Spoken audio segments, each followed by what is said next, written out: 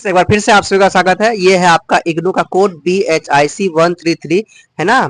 IGNOU exam का मैं तैयारी करवा रहा हूँ और ये इग्नू एग्जाम में जो ये कोड है वो 1206 से लेकर 1707 तक का यानी कि मध्यकालीन काल का है। ओके, तो ये प्रीवियस क्वेश्चन का एक कहो कि मोस्ट इंपोर्टेंट क्वेश्चन है। ठीक है, जो क्वेश्चन रिपीटेड क्वेश्चन होते हैं, तो इनमें से मैं आपको बता दूं, इनमें से हम लोग विजयनगर साम्राज्य कर चुके हैं, मुगल राजपूत संबंध भी कर चुके हैं, मध्यकालीन भारत में इतिहास लेखन भी कर चुके हैं, मंगोल समस्या भी कर चुके हैं, गुजरात सल्तनत का भी क्वेश्चन आंसर कर चुके हैं और मासिक वेतन का भी क्वेश्चन आंसर कर चुके हैं। तो आज के इस वीडियो में जो हम लोग करने वाले हैं वो करने वाले हैं दीवान ए कुल और मीर बख्शी।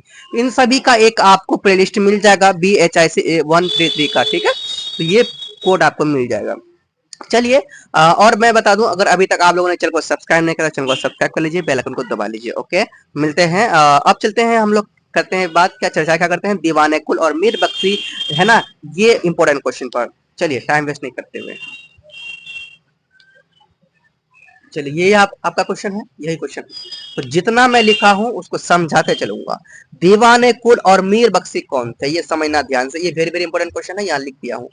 देखो, यह बात तब की है जब मुगल साम्राज्य का शासन चल रहा था। जब मुगल साम्राज्य का क्या चल रहा था, शासन चल रहा था। उस समय केंद्रीय प्रशासन के अंतर्गत अलग अलग विभागों की रचना की गई थी। केंद्रीय प्रशासन के, है ना, केंद्रीय प्रशासन के अंतर्गत क्या की गई थी, अलग अलग विभागों की रचना की गई थी, जिससे प्रशासन के सभी कार्यों को सुचारू रूप से संचालन किया जा सके। ओके, तो पढ़ के भी समझ में आ रहा है। इसी में से दो प्रमुख विभाग दीवान ए कुल और मीर बख्शी है, समझ में आ गया। तो ये ही यानी कि एक, समझ लो, प्रशासन का एक केंद्र है, एक ऐसा केंद्र, एक ऐसा विभाग है जिससे लोगों का कल्याण होता है। जिससे क्या होता है, लोगों का कल्याण होता है। तो दो विभाग बनाए, कौन, मुगल साम्राज्य ने दो शासन चलाने के लिए। शासन उस समय बहुत ही साम्राज्य बहुत बड़ा था भाई, चलाना बहुत ही मुश्किल था। ठीक है, बिना विभाग बनाए। जैसे कि देखो, एक बात बताओ, अभी एक देश को चलाने के लिए क्या अकेला अगर नरेंद्र मोदी चाहेगा तो देश को चला पाएगा? नरेंद्र मोदी चाहेगा अकेला देश को नहीं चला पाएगा। हमारे देश के राष्ट्रपति चाहेंगे अकेला चलाने के लिए, नहीं चला पाएंगे। हमारे देश के प्रधानमंत्री अकेला चलाना चाहेंगे, नहीं चलाएंगे। हमारे देश को चलाने के लिए कौन कौन है, प्रधानमंत्री है, मुख्यमंत्री है, ठीक है, राष्ट्रपति है ना, MP MLA, है ना, मुखिया, देख रहे हैं कितना कुछ है, ये सब है। बहुत सारे बड़े बड़े अधिकारी है, ऑफिसर है, पुलिस ऑफिसर है, इन सभी से क्या चलता, देश चलता। उसी तरह से उस समय दो विभाग बहुत ही खास माने जाते थे, एक दीवाने कुल और दूसरा मीर बख्शी। ये दोनों के हाथ में क्या थे, एक तरीके से समझ लो कि भाई उस समय का राज जो चलाया जा रहा था जिसके द्वारा, वो उन्हीं के हाथ में थे। उन्हीं के हाथों में ही वही दोनों क्या करते थे भाई, उस समय का कार्य करते थे। अब क्या कार्य करते समझो, दीवाने कुल क्या करते थे, ध्यान समझो। देखो, ये क्वेश्चन अगर आएगा तो 6 नंबर का आएगा या तो 10 नंबर का आएगा। 6 नंबर का आएगा तो आपको एक पेज लिखना है, ज्यादा नहीं लिखना है। दीवाने कुल यह एक प्रमुख और उत्तम केंद्र था। ठीक है, प्रशासन के संचालन करने के लिए ये बहुत ही उत्तम केंद्र था और प्रमुख केंद्र था, प्रशासन को चलाने के लिए। ठीक है, प्रशासन के, वहां के लोगों को चलाने के लिए, समझ लो उस समय के दीवाने कुल के पास मुगल साम्राज्य की सैन्य शक्तियों का भार था। दीवाने कुल के पास क्या था, मुगल साम्राज्य की सैन्य जो शक्ति होती है, इन सैन्य शक्तियों का क्या था, उनके पास भार था, है ना।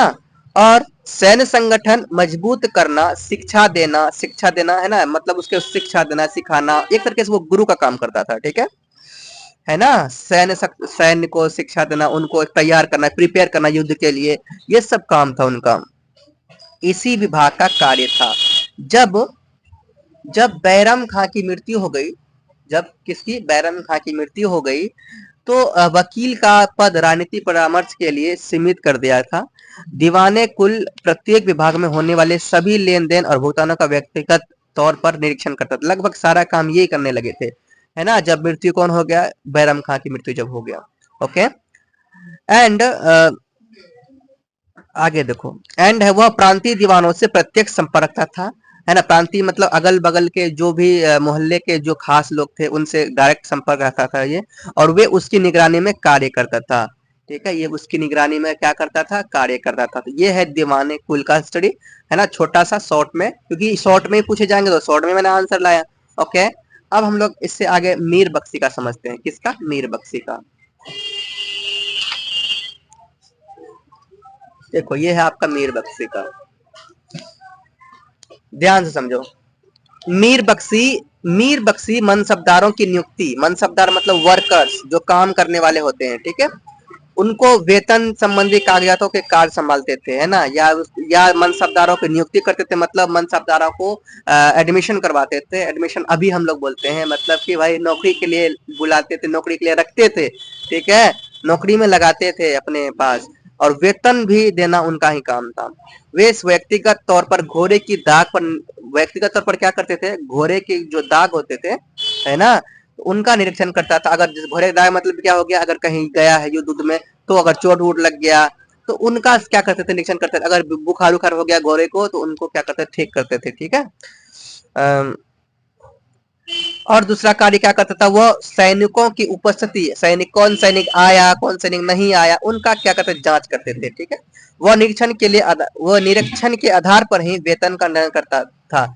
जब तक वो निरीक्षण नहीं करता था, जो जब तक वो जांच चेक नहीं करता था, तब तक वो वेतन का कोई ये निर्धारण नहीं करता कि भाई इसको वेतन मिलेगा कि नहीं मिलेगा, इसको कितना मिलेगा नहीं मिलेगा, ठीक है।